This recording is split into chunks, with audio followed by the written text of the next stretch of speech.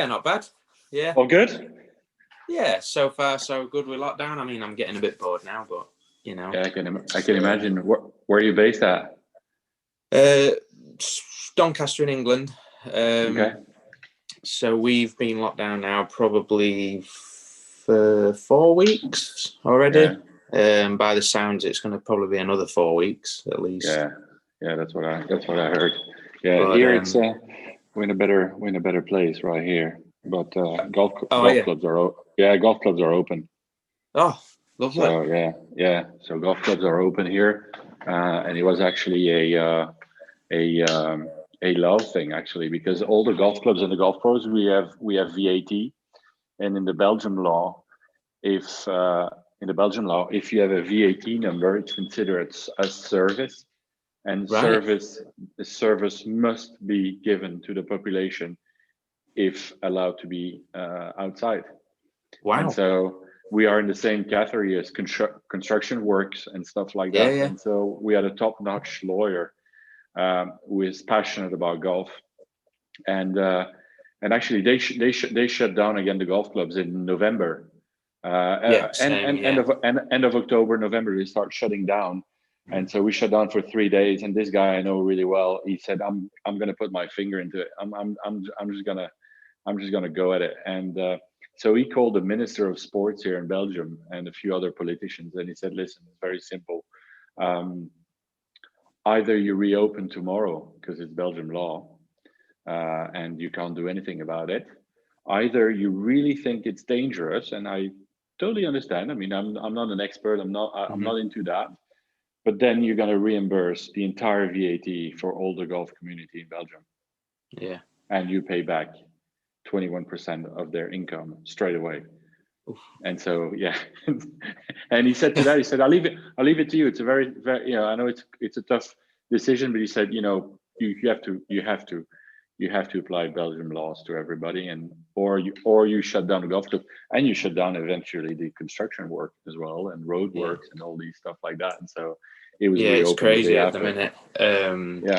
But obviously, thank you for joining. I've got to speak to loads of people, and it's now great to go into more coaching side of things, because that's my passion as well.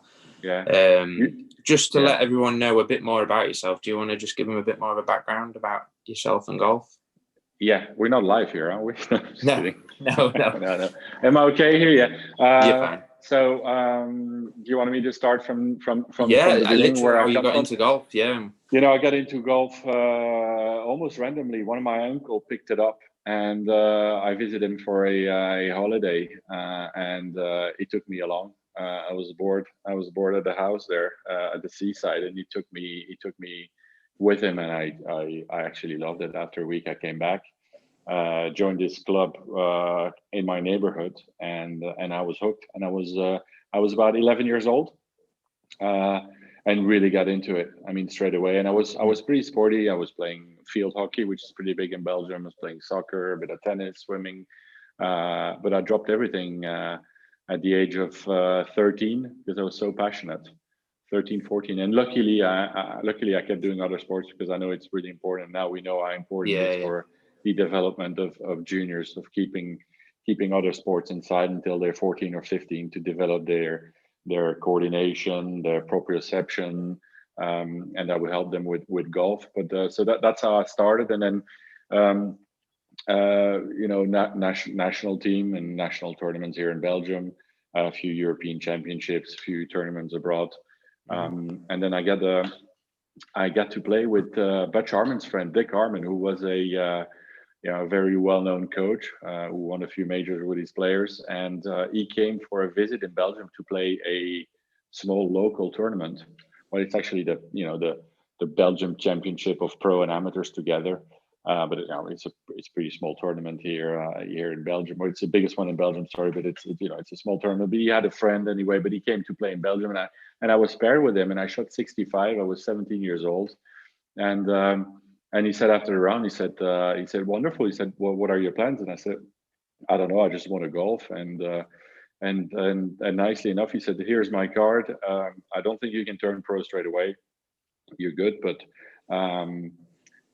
consider college, and you can put my name under your resume, and every coach in America can call me. And so I sent out a few letters to America, got a scholarship in Dallas at SMU, and spent 5 years there. I had the chance to go to Dick Armand's house a few times. How was the scholarship? I know I've got a few pupils now who are starting to go down that route. Is there anything you say about that? Good experience? Yeah, it was a wonderful experience. It seems to be very. There's a lot of kids leaving. Well, you need a good college and you need a good facility, and you obviously need a good coach. But I send a lot of my juniors to America. I mean, it's wonderful. You get to get some social life. You get to get some study in, and you get to compete against the best amateurs. I think the best amateurs in the world are all over there. So yeah. So it's very good. So I had a wonderful experience there, and then I met a few top coaches there. Hank Haley was my coach the first year there at SMU. Nice. So, but he stopped after 1 year. He was in '98. So Mark Ramirez had won British Open and Masters, and he had a lot of tour clients, so he couldn't go. But so I used to practice at his place, so I see a lot of guys coming by. And Dick Armand, which I would go visit once a year. And then there was one of my big mentor who actually gave me the taste of teaching, was Randy Smith, who also won a lot of awards, and I think coached Justin Leonard and Hunter Mahan, Gary Woodland, and all these guys. And so that's my amateur career. Came back, and I'm trying to do it short, but came back, turned pro, played on the Challenge Tour for quite a few years. Yeah. But knowing now, I was more of a coach back then as well. I was so passionate about technique, and I was so into it, and I was more excited to go out and test what I found out the night before on the range than actually to go shoot 66. And I could come back happy to my room, because wrist angles or the way I was moving worked pretty nicely, gave me a good feel, but didn't actually shoot the best of the scores. Yeah. And I was also helping out a lot of guys. I was at the golf club all day long, but I wasn't really hitting balls myself. And so I went to coaching, but my roommate on the Challenge Tour and good friend was Nicholas Colstert. And nice. I remember the day where I announced him that I was going to stop playing and coaching, and he went finally, because he used to room with me, and he used to get pissed because I would put all these, and that's a pretty cool story, but I would put all these golf books in the room and in the bathroom. And I remember him one day opening the bathroom and throwing these 3 golf books and said, "I don't need technique, buddy. I don't want to see all of that. It's messing with me." So he said, "Fine if you read it, but put it back in your suitcase, because it's making me crazy." And so the day I came back from a round, and I said, "You know what? I think I'm going to coach. I really love that." And he said, "Yeah, finally." I knew it for a long time, and then I started working with him, and so on and so on. So I've been coaching. So when you started getting into the sort of the coaching side, did you base yourself more at a golf club first and then go up, or did you just start obviously from knowing people playing on the Challenge Tour and working from there? No. Actually, so I based myself in a golf club here in Brussels, and so I was working at the golf club 6 days a week, and I would work with Nico. When Nico was in Belgium, he would come by and we'd work a bit, and then I started going to tournaments with him in 2010.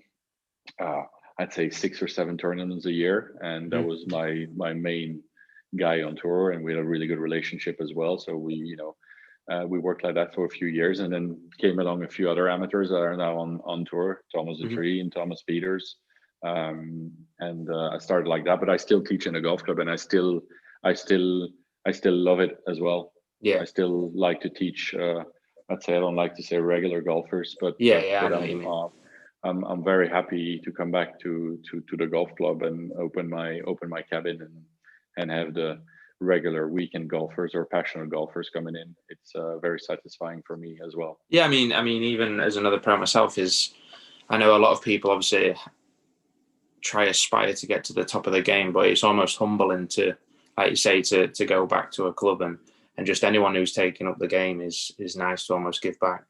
Yeah, exactly. And junior golf as well is so. I must admit that's fun. So just going, obviously, say we'll take a tour week. So if you're out with the guys or whatever, how hands-on for the week would you be? Obviously, it's event week. It depends a little bit on the personality of the player as well. Right. Most of the work is done, I would say, outside of tournaments, and Mm-hmm. I'm very big on that. I find that the players are so much more open-minded, and I do understand that. It's very, it's very hard to start work on stuff just prior to tournaments, 2 days before tournaments. So I would say in tournaments, it's more making sure that the move we've worked on are set. It goes through a few drills but we're more into performance games and those type of stuff. More developing skills or refining the skills of moving the ball. What do we need? What kind of tee shots? Basic stuff.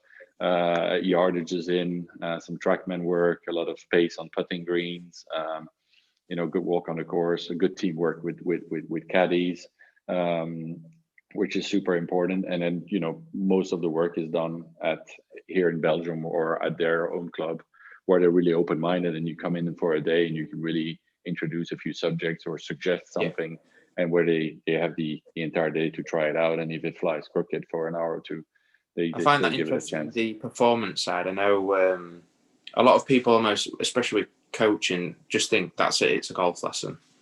But actually the performance side of almost putting you under pressure a little bit more in certain situations, I think that seems to be coming out a little bit more of what is another good way of almost testing yourself. Yeah, exactly. It's to try to shape your environment, your practice environment, to shape it as close as possible as the real tournament. And it's pretty tough, but it's like you said, it's developed a lot in the last years with a lot of gamings and the stroke gains, and there's a few apps coming out where you can really see where you're at the day before. But again, it's very there's some players, not to mention any name, there's some players that are also sensitive in the negative way of that. You do a performance drill on a Wednesday and the guy looks at you and said, "I'm shit." No, you're not shit. We're getting close to it. And so there's a few guys that really love it, and then there's a few guys that are like, okay, those are the things we can do a few drills, but I don't want to know too much where I stand. Don't come up with a stat saying that I'm this or that far from being in the top. Well, I suppose that's the beauty of coaching as well. I'd say you almost get, everyone's different. So you have got to sort of maneuver yourself around, like say, different personalities, players, things like that can all take shape. And time management as well. And I don't do all of it as well. As I said, it's always a teamwork, and there's surrounded by a lot of guys, and the caddy job or profession has taken a huge place now. I mean, the guys are on the top of things as well. They can run games, they can run performing games, they can manage the time, and so it's really fun to work with these guys as well and work as a team. And then there's time management. There's a few guys that love to beat balls, but sometimes you have to be able to tell them, okay, it's over, because some of them have a tendency to overwork as well, which is so. Proudest moment as a coach for yourself? I would say I've got a few, but when Nico beat Tiger Woods at the Ryder Cup in Medina, that was just phenomenal. Was you there for it? Yeah, I was there. Yeah, nice. I watched it all, and we had a chance to, as coaches, you are allowed to walk on the course. You get this special band. So I saw all of it. And it was just amazing. It was just a display of golf. 8 birdies, 1 eagle, and to beat Tiger on the final green, where he has the last chance to square the match, and he just hits the lips. It was a very big moment. I would say that's one that I'll keep forever in mind. That's good. I know obviously when we got in touch, we just picked out a couple of topics just to talk around. I know everyone's talked about different things anyway. And we talked about sort of centre of pressure or ground forces seems to be a big thing coming out. Some people may call it weight transfer or something like that. What's your take on that aspect, especially working with or seeing the tour guys? Yeah, well, it's super important. I do work with a system. I do work with force plate. Yeah. And that was a big discovery for me, because actually you see what you can't see. It's like good. It's like TrackMans. It's like anything. There's a few things that you actually can't see, but you actually discover it through force plates. And I must say, I did go a lot on seminars with Mike Adams, who is unbelievable, who developed this system and this explanation of the ground forces. So I use it a lot. I use it a lot actually, and it's been massive in the teaching. And so, yeah, the center of pressure is crucial. But back in the day, we used to I think we were confused between center of pressure and center of mass, and the way the body was actually moving compared to what the pressure in the feet is. And when we say that we don't see it, is that somebody can move his center of pressure towards his right heel when he goes up, which is what happens. Yeah, you can't really see the force, but yet he looks very centered. Yeah, and so yeah, but the mass stays, and knowing all the opposite forces, when you push that way, it goes that way and opposite. Yeah, it's been unbelievable. And Mike Adams has classified the players into either a glider, which is somebody that needs to use a lot of lateral forces, either a spinner or either a launcher who uses the vertical forces, or you are a triforce. And he's actually put a little system to discover that. Yeah. And I've been using it, and it's been phenomenal in my teaching, and also to show people how it needs to move, because there's also been a lot of talk about when people are scared to engage into toes, because they believe that engaging into toes is the same as an early extension. Whether we've discovered actually that it is crucial for rotation. Yeah. It is crucial for rotation. It is crucial for vertical forces, and it actually helps golfers to go through the. I think as well, like you say, getting them to feel what you are trying to get them to do. Obviously, that feeling itself is feedback for the golfer, and probably feels completely alien, really.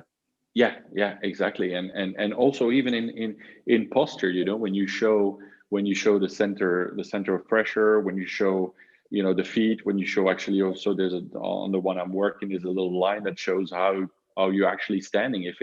If the pressure is equal, it's very good for posture as well. And we've changed a few posture just by working on feet work, just on static, and just putting different pressures on the feet, and suddenly the guy looks unbelievable. Whether a few years ago I would tilt them or touch that way, and people would feel really awkward, and which it is. You come in and you say to the guy, well, you have to stand like that, square your shoulders, now push your hands for, and suddenly you go through this routine to stand.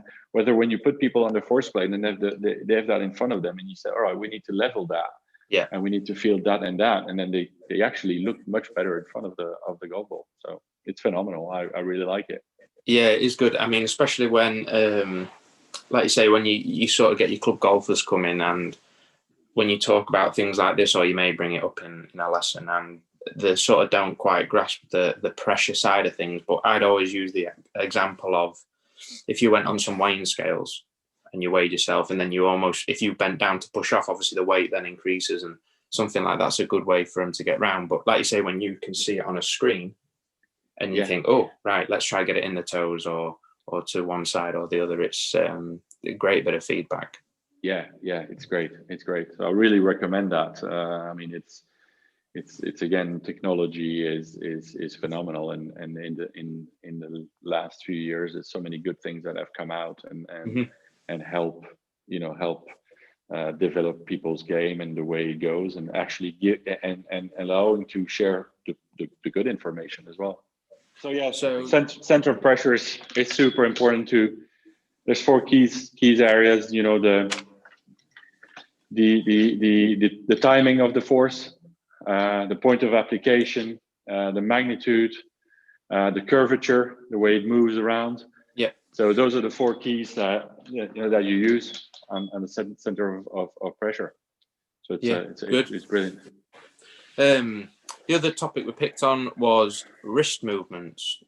Now, I mean, I personally hear a lot of this when people come into lessons and they say, right, I'm trying to set it here or something, and then all of a sudden you see what the hands are doing, and it's so detrimental. Now, again, going on from coach to coach, how many times would you actually work through how people's wrists are moving? Or I know when people discuss things like Dustin Johnson, top of his swing, flexion in the wrist, there's so many different things, but it's also quite important to match that up with how someone moves as well. Do you see much of quirky things with the wrists?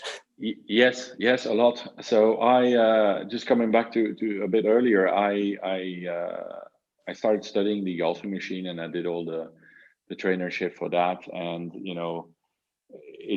one of the key thing that was mentioned in there was you have to educate your hands to be able to move the club properly.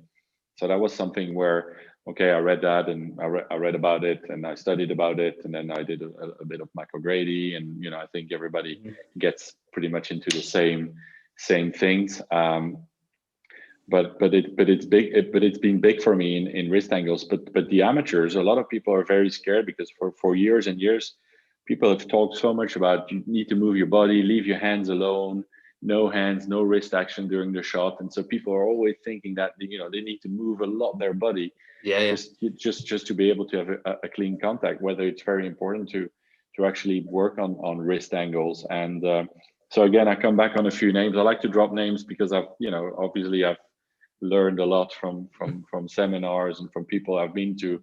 But Mike Adams talks a lot about grips, and it's true when you go on tour, and if you would go on the range from 8 a.m. to end afternoon, you would see so many types of grips, which gives a different structure on top. I'd agree with that. And so I don't know if we'll go in details, but okay, the left hand, the strength of left hand has to do a little bit on how flexible you are and how much you can open your hips at impact. So that's how we work on the left hand. And the right hand is a bit more anatomical. You can be, what we call side cover, where your right hand is a bit more on top. Nicholas Kalsard is a side cover. You could be a side on, which is the classical one you see in the books. Thomas Tree is more of a side on, and Dustin Johnson is a side under, which means that when he gets it on top, he already has this. But flexion is so important to deliver a square club face with shaft lean.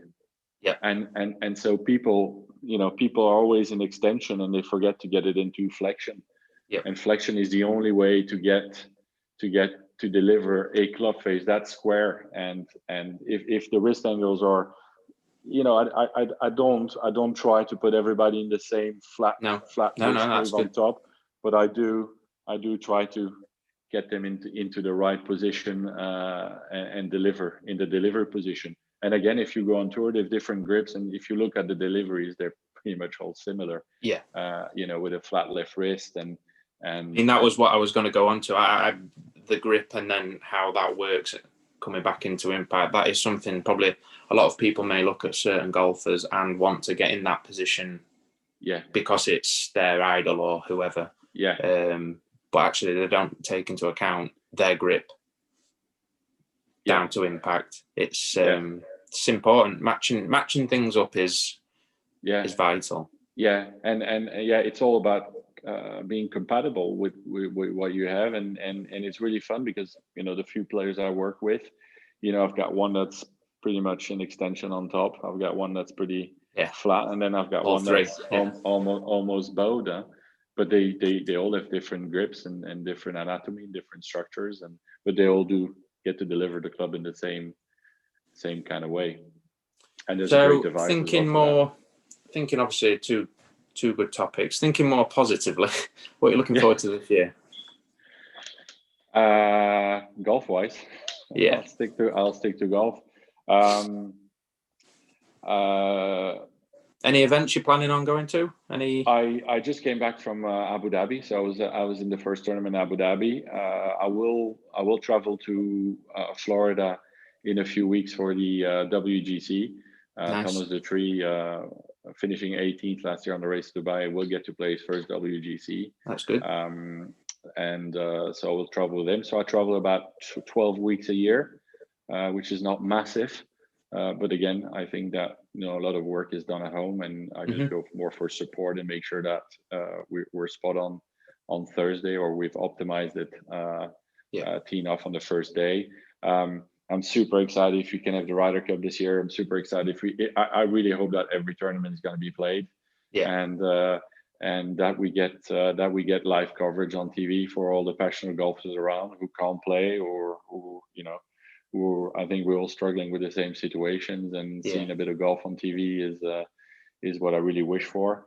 And then I wish a good season for the guys I'm working with. Definitely. I mean, how strange would that be? Obviously, knowing that you've been to a Ryder Cup, but could you imagine that event with no fans? It's strange. Yes, I imagined it last year. Yes, I think it would lose a lot of charm. Again, watching it on TV, regular tournaments, actually with no fans, well, you get to hear the players, you get to hear the exchange with the caddy. I think the cameras can get closer, so it's actually pretty fun. You've got some really good camera angles, a lot of swing slow-mos and stuff like that. So the guys on tour, I think, can move around easier with but a Ryder Cup with no fan is strange. Yes, maybe we'll see the best team more than because I think that I think that the crowd, the crowd gets really, really involved. I didn't know that before showing up for my first Ryder Cup in Chicago. It was wild. It was really wild. Walking around with a European flag was. Sorry, just to finish with then, 5 questions that a lot of my pupils just fired in. I picked 5 out. Your favorite player of all time? My favorite player, or somebody No, your favorite player.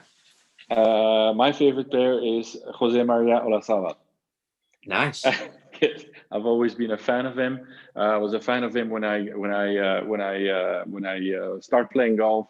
First picture in my room was from Olazábal.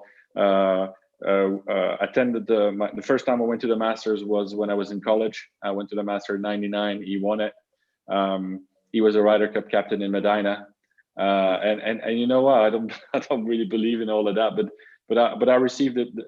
I had the same clubs that he had when I grew up playing junior golf, and then I seem to see this guy a lot. I got to play with him, and he's an unbelievable person. He's a gentleman, and he's given a few short game lessons to a few of my players, which I've been invited to, and I could watch it, and he's just amazing. But I grew up being passionate about him. Yeah. Good choice. Favorite club in the bag? Not sure how often you do get to play, but I do play every Saturday at 2:00. Oh, good. Yeah. I've got my match at 2:00. Favorite club in the bag? The 58 degree Lobber. Okay. Yes, that's something I like. I can't play a 60, but 58 is my favorite club. Yeah, and probably because I always have a 58 in my hands, even when I teach. I always have a Lobber in the hand. Yeah, so I really like playing with it. So out of bounds right, water left. What's your go-to shot to keep it in play off the tee? I don't keep it very well in play. If Nicholas Kalserts or Thomas Peters is looking at his interview, they'll be cracking up, because that's a part of my game that sometimes it's suffered, but it's gotten much better since I know all these stuff we talked about, the wrist angles and stuff like that. To keep it in play, 2-iron. 2-iron. And you want the shape? You want the shape or no? Oh yeah, we'll have shape as well. Actually, yeah, we've got a shape. Middle of the fairway. We'll see what happens. Favorite course you've played? I have played Cypress Point. Nice. I don't know if the story is, but my roommate in college. So my roommate in college, his dad used to take lessons, and this guy eventually became the head pro Cypress Point. Yeah, a lot of years after, and we wrote a letter in college every single year to see if we could come and play. And 3 years later, we received an invitation with just a tee time on it. Take it or leave it. Regards, signed. And so we flew down to California, 4 friends. We played at 6:58 in the morning. And the head pro was waiting for us on the 18th, and we were out of the property as soon as we tapped in on the 18th. But it was just amazing. Great, yeah. If you could win one major, which one? Claret Jug. Nice. Yes. Yes. Claret Jug. Everything. The atmosphere. Not because I'm probably talking to a lot of British crowds, which are your students, but I think the British crowd is the best crowd in the entire world. When you go to a British Open, the atmosphere, the respect. I mean, it's just always perfect. So the golf courses, the history, the commentators, which we sadly lost this year. But I mean, the overall of the British Open is for me just amazing.